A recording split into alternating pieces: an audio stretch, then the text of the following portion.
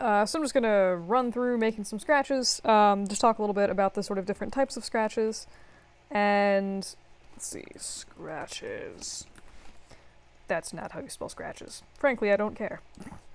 Um, and just for grins, I like making, if I'm doing stuff like this for future use, I like just making unnecessarily large images, because that way, if I ever need the scratch to be super huge, it just is, and I don't need to worry about going back in later and sort of messing with that.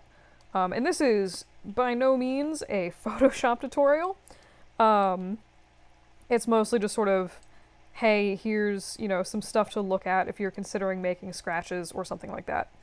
So the first and probably easiest thing to do is making just a massive giant scratch like this, something with a really, really deep area in it. And this is, again, me just using a mouse. I have no tablets on, not by choice, but my computer's like half dead right now. So I usually just start in and draw a shape that I kind of don't think is hideous. And this is going to be for something, like a really, really deep scratch. Somebody slipped and like hit the table with a tool or something crazy. So I'll leave that base in there. I'll just add a new layer and go in with some white. And I'm going to change a different brush. So like I could go through, wait, what am I doing? I could go through and sort of like chop away at the edge of this. I could use a feathered brush if I want to, but I don't really like the feathered look for scratches like this. So what I'm actually going to do is just grab a different brush and basically just sort of eat away at the edges. And I'm going to see like what happens if I grab something like, it's kind of not. So what I'm going for is just like a slightly uneven edge. In this case, I think the brush almost does it. It's just I'm not a huge fan of like the weird straggly bits that it is leaving behind. So I'm just going to sort of go through and like, what the, that's terrible. And just sort of try some different brushes until I find one that I don't find completely horrendous. You can also make your own brushes. Oh, I love these brushes. These are so fun with a tablet. Alright. Yes, I'll use a leaf brush. That's what I'm looking for here. Ooh, actually, okay, that was pretty okay. So it's just giving, like you can see, it's just giving like a little bit of grossness to the edge. And I personally just kind of like that, especially at the corners. So when you're doing scratches, you want to think about like how is whatever object you're doing sort of entering the material. How does the material scratch, right? Like something like wood is going to scratch a little bit differently than something metal, which is going to be completely different than rubber versus, ceramic. So think about that as you're doing stuff. I feel like for the most part, kind of. And obviously looking up reference pictures totally helps. And I'm just kind of clicking around here like a maniac to sort of eat away at the surface. You can use this weird rotate thing to get slightly different angles on your brush if you need to. But what you can do is look up reference of stuff. But again, like I feel like metal, you're not going to get, for the most part, like if you're taking, imagine like a chisel to metal. That's going to be a very sort of hard, distinctive line. Compared to taking the same chisel that you just used on that metal and dragging over like rubber, like a pencil eraser or something like that. That would probably give you a little bit softer line. You're going to get some rips along the edge of the material. So that's something that you would want to take into consideration when you're actually designing your scratch if you're making it for a particular application.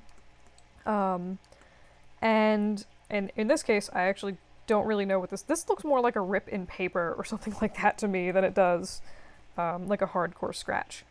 But what you can do is go through and like make it a little bit irregular, right? Like maybe whatever they were using to chisel stuff kind of bounced a little bit, and then you get like this little area kind of thing. So this is, I mean, if you happen to be taking a class from me, this is what I'm sort of looking for in these scratch textures. Like make something that's defined, that makes sense in a way that you want to use this.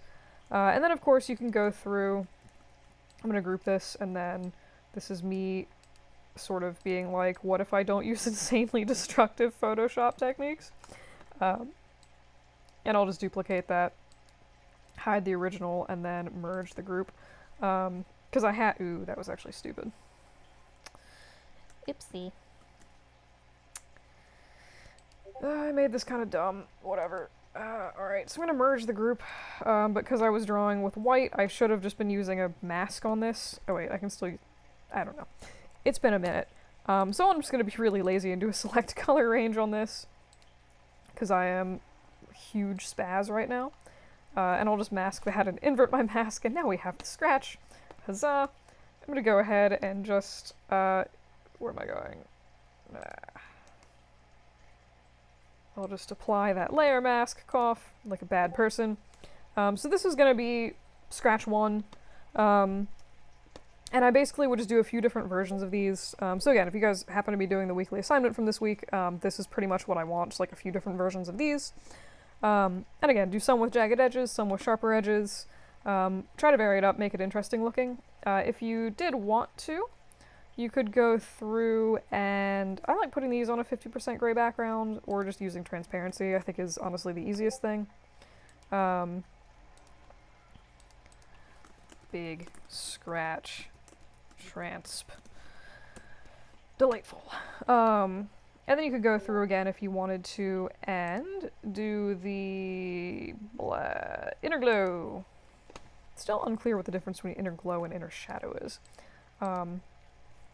So this, I'm imagining, would actually be maybe a little bit of a sort of harsher shadow, so I'll do the... I'll start again with the 50% gray. Go for that. And maybe see what happens if I take the choke up and like do this down. And there's different, like, obviously you could be much more refined with this than I'm doing. I think possibly one of the better ways to do this would actually be, since this isn't quite the effect I want, like I don't want this really hard stair step here, I'm actually going to go ahead and I'll just duplicate this layer and then do an alpha lock on it. And what I'm going to do is actually just go in and kind of paint the edges again. Oops, but not with pure white because that's awful. That is the opposite of what I want. I will use 50% gray, and I will just sort of turn on some opacity. And actually, you know what? I think I'm just going to scribble over this entire thing. It'll be probably easier to cut away at this than it will. So this is like if you want a really specific sort of look to, and this is brush 63. I like brush, actually, you know what? Nah, I'm going to use a different brush. What the heck? Oof. Alright, so I'm just going to go through maybe with like a hard brush. And this most definitely would be easier with a tablet. This is going to look awful with my mouse. But just go through and sort of like trace the deepest areas in here. And again, I'm just sort of doing like a really quick and dirty thing. But hopefully you get the point. I mean, you can still do this manually if you need to define a little bit more specific areas. And this is, like I said, gonna look awful because I'm not using a mouse. But this is something I'll do a lot if I need like a really, really specific, like I want a nice hard line or something like that down the center, or like I want this to come to a V, something like that, compared to the inner glow. And you can totally use these together. But either way, I'm going to go ahead and I will save this as a PNG, big scratch, transp. I'll just call this bump. Great. Alright, so that's scratch 1. The other thing I wanted to go over is doing sort of smaller scratches.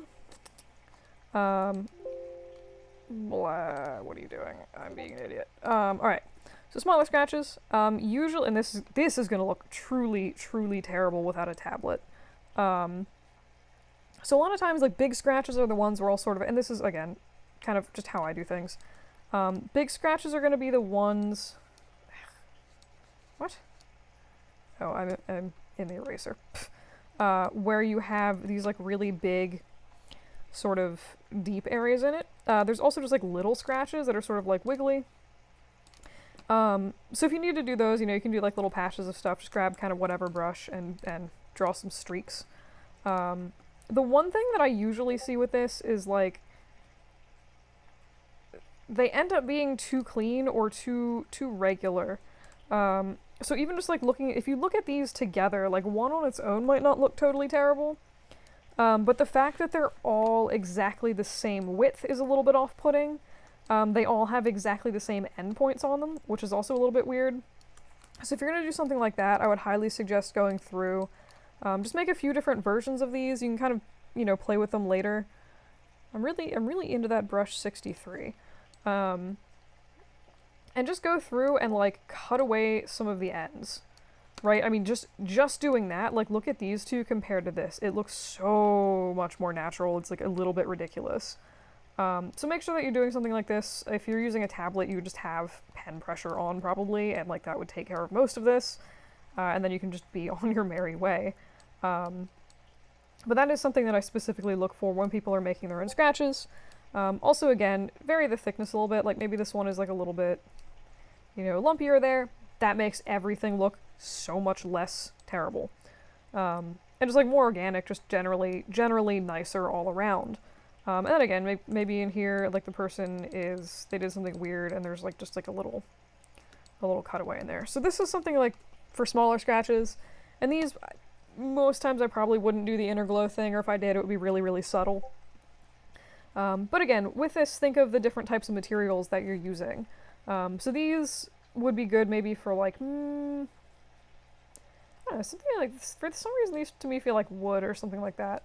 Or like if you're carving linoleum to make a what's it called? An impression stamp thing. Oh god, I can't think of it. It's so fun. Printmaking. If you're using linoleum for printmaking, this feels like something that you'd find in that for some reason. But look at stuff like this for smaller scratches. Again, don't forget to sort of taper the ends. So that's these guys. I'm gonna actually just entirely delete these. Ooh, that's actually kind of nice. This feels complete accident, but this feels like a nice little sort of ripped out, very, very subtle scratch, but I actually do really like that. Happy accidents. Alright, so I'm going to leave these here for now. I'm going to... I'll just turn off my background and save this as a freakishly large image. Small scratch transp. And I do not want a PSD of this. I will never use these after today. QL. Alright, so that's the thing. The other scratches that I kind of wanted to go over are what I like to call micro scratches. And that's basically, you know, if you have something like a pen or a plastic water bottle, you've ever held it up in the light. Something's exploding on my computer. I think it's Discord. You've ever held it up to the light and you see all these little like crisscrossing tiny little bitty scratches just everywhere. Those are kind of what I call micro scratches. Like new objects don't tend to have them as much, but anything you've, you know, thrown in a backpack or using regularly is going to have usually these crazy little micro scratches in them. So for these, what I usually, what am I doing? Good lord. What I usually look for and recommend is sort of having them go in, all crazy different directions. So for this, I mean, you could get really aggressive. Ooh, God. And you could draw... Guys, I actually forget how to get to the brush editing options in Photoshop. This is sad. It's something I use so comically infrequently. Don't save this. What are you doing? Wait. Haha, brush options. So... Interesting, that is smoothing on. Alright, well a lot of times I'll go through, and I usually have to watch tutorials on this because I'm a dingus. Ooh, that's actually kind of cool. And... Dual brush? What does this even mean? Color... What is a wet edge? Fascinating.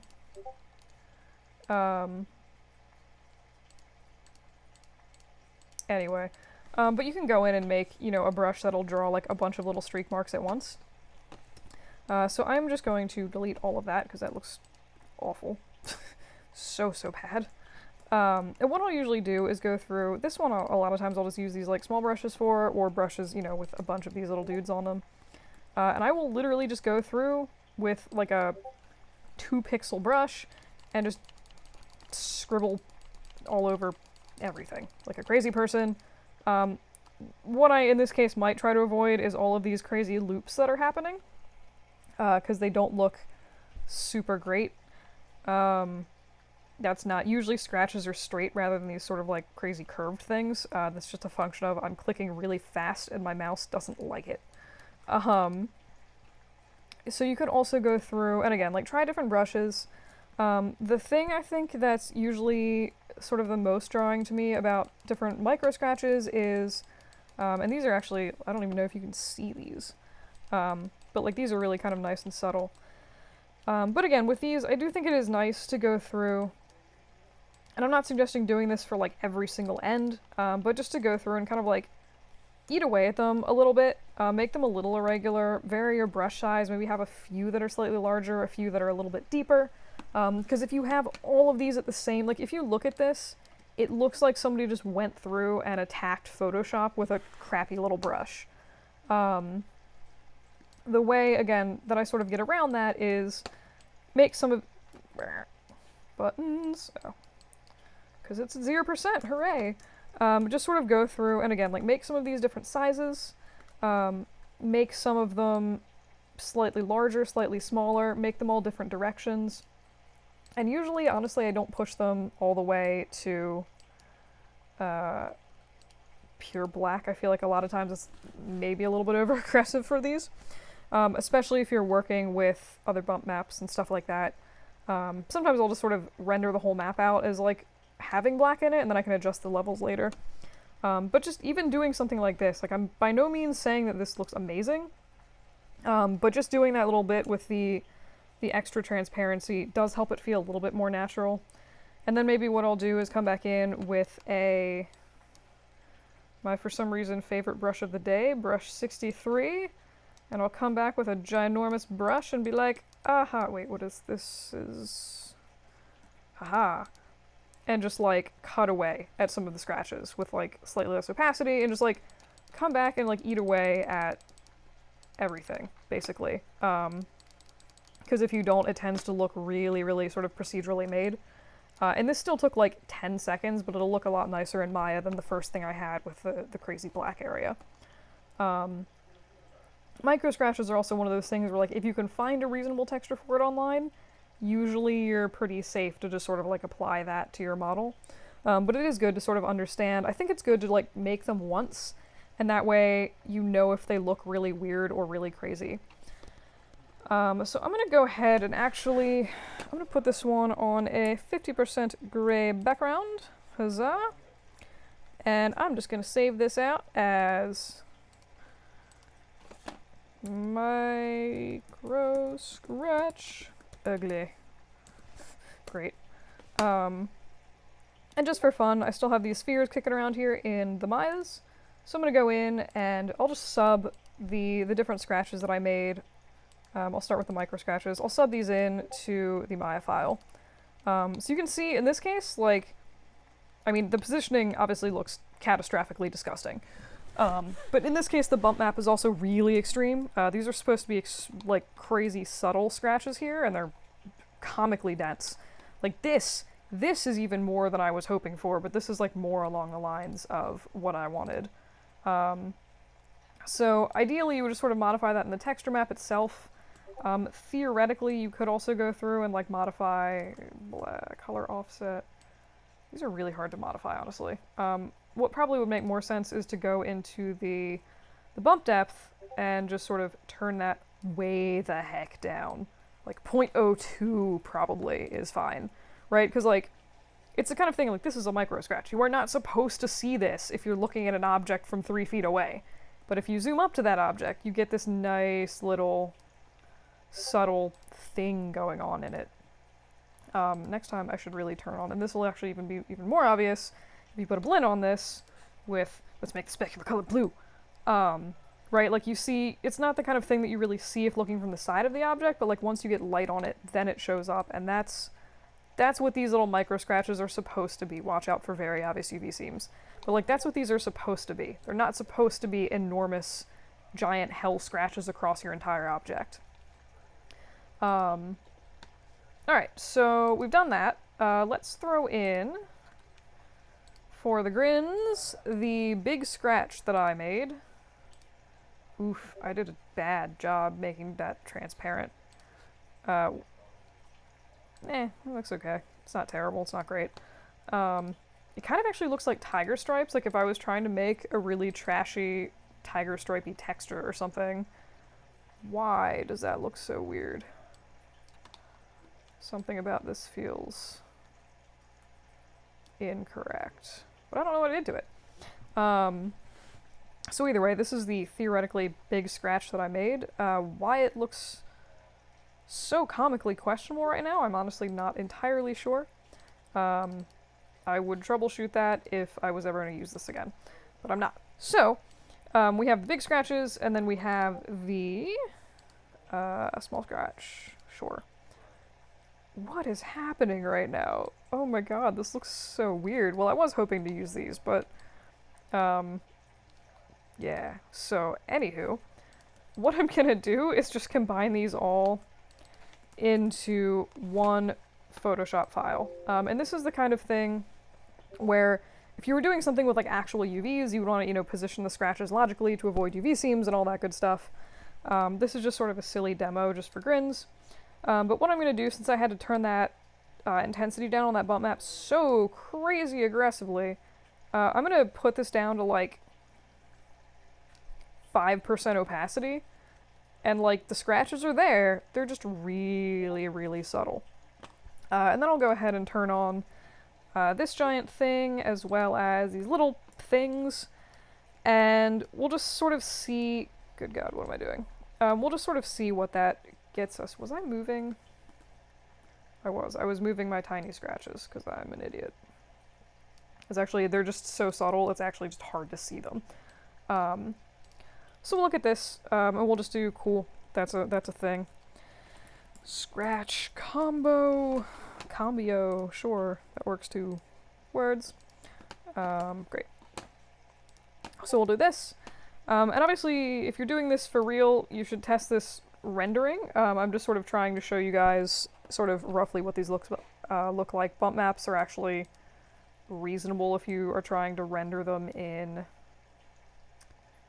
what the heck am I saying? They're reasonable if you're trying to render them in the viewport. So in this case, you can see, like, once we get these all combined, there's maybe a few kind of, like, weird things here. So one, in this case, it looks like I maybe have gone a tiny bit subtle for my micro scratches, so I would just want to come through and take this up maybe to 12% opacity. And then something about this is, like, rendering not quite how I want or expect, right? Like, these guys look deeper than this, and there's two reasons that I can see for that. Because if you look at this in Photoshop, they both go down to straight black, as far as I can tell. Let me actually... Okay, 1% brightness, that's basically black. So there's, I think, sort of two things at play here. One, these have harder little edges, which is giving them a much less subtle effect than this has. Because this, I mean, this right here, like, this looks deep, but any of these areas with the super feathered edge does not look nearly as deep. So I think that's part of it, is this just has, like, a much smoother sort of area in here, and that's sort of helping to camouflage the fact that it is the same depth as these. I really like this. That's fun. It's the little things in life. And also, like, some scratches are really tiny, like, they're just stupid divots and stuff. So you could go ahead and modify that in Photoshop to be a little bit different. In this case, have I... Okay, I see what I did. So I'm just going to come back here, and I'm going to do what I did before. Instead of setting this to 50% gray, I'm going to set it to 40.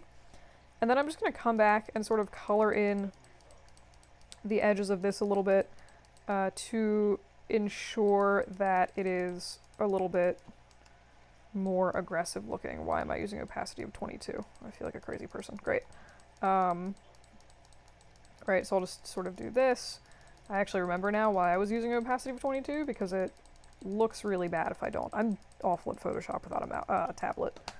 I'd actually never even seen Photoshop open before I got to college, and then they're like, cool, you know how to use Photoshop, right? I'm like, no, I don't! No, I don't! Ah! That was fun. That was a fun time.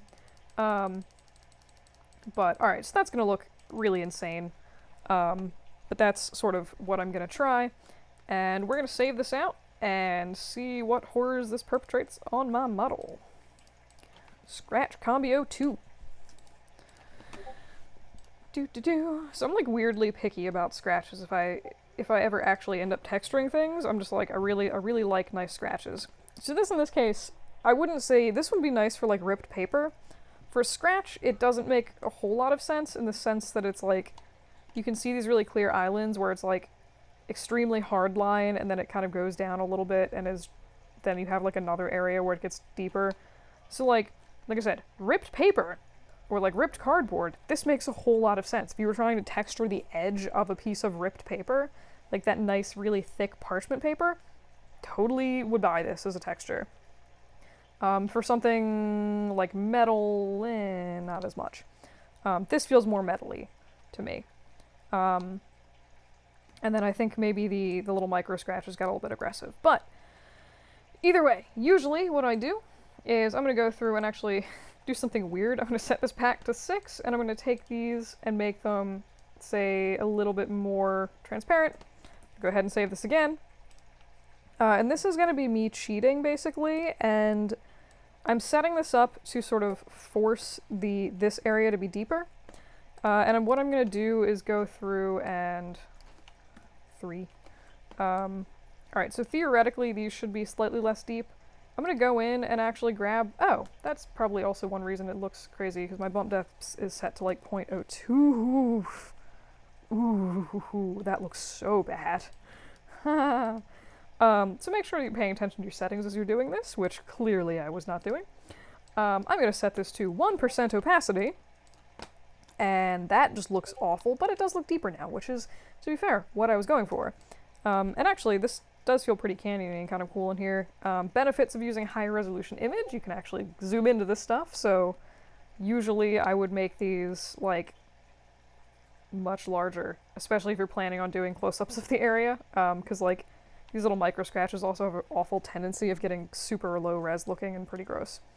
The other thing you'll notice here, which isn't necessarily something I wanted, is that these micro scratches, what's happening is they're going across the top of the surface of the object and then they're hitting inside the canyon, which doesn't make a whole lot of sense. So in this case, instead of taking this to 30% opacity, what I'm going to do is just set a... That was not what I wanted. I'm going to do a color overlay. I do everything with effects layers because I'm a maniac. And I'm just going to say it was like 30 some brightness. Cool. So I'll do 35 and just do opacity of 100%, and that achieves the same thing. And the micro scratches shouldn't show through it this time. So what I'm going to do, Scratch Combo 4, yes, is reload this texture. Great. And you can see that the color overlay has successfully eliminated the scratch on the inside of this, and now we have this insane looking jaggedy sort of monstrosity. In this case, some of the little micro scratches are getting like a little bit dead and a little bit beat up. So I think honestly what's happening is like Photoshop just doesn't have, I don't think you can set like 0.02 transparency. Yeah, that is not a thing that one can do in Photoshop, which is honestly pretty depressing. The other thing you could do, theoretically, is add a color overlay to this. And honestly, I'm actually curious to see what happens if I do that. So I'm going to do that. So I want this to be, say, 50% less. So I will make this white. That's what I'm going for. And I'm just going to set that opacity down to... Yes, I want these brighter. So I'm just going to see what happens. I imagine this will be nothing delightful. The other thing is if you do use an image like a TIFF or something like that with a higher number of bits, you will be able to get a little bit more resolution in your image. Not pixel resolution, but you can push the colors and stuff like that a little bit farther. And now my micro scratches are gone. Hooray. Alright, so I might have been a wee bit over aggressive with that, but you get the point. Just sort of play with stuff until it makes sense for whatever you happen to be doing. Yeah, away. But yeah, so if you were doing something, you know, like a pen, maybe something like this seems a little bit aggressive unless someone like took a chainsaw to the pen. But like, you know, little things like that seem pretty reasonable. It really just depends, like, look at your object, and then when you're doing stuff, make sure that the scratches are positioned in a way that feels realistic. So in this case, just looking at this sphere, it's a little bit weird that all the scratches are going in exactly the same direction. It feels maybe what would feel more natural is if they sort of crisscrossed a little bit. And that's a nice thing, like once you've gone through and actually made some little scratches, you can just sort of duplicate them in Photoshop, systematically cut off areas. It took very little time to actually make this. And we have some different sort of interesting effects that we've achieved from that. And again, also pay attention to the little micro scratches, especially if you're really focusing in on a specific object and trying to make it like super hyper realistic. And you're going to be doing close-up renders of that, because that is something that will show up. And if you can highlight that with texturing or with lighting, it's going to make everything look super, super cool and super detailed. It's going to like take your work to the next level. So this has hopefully been useful. This is just like weird scratch examples, part 1. I'll come back maybe in the next few videos and maybe do 1 or 2 other different types of things. They're all honestly really similar processes.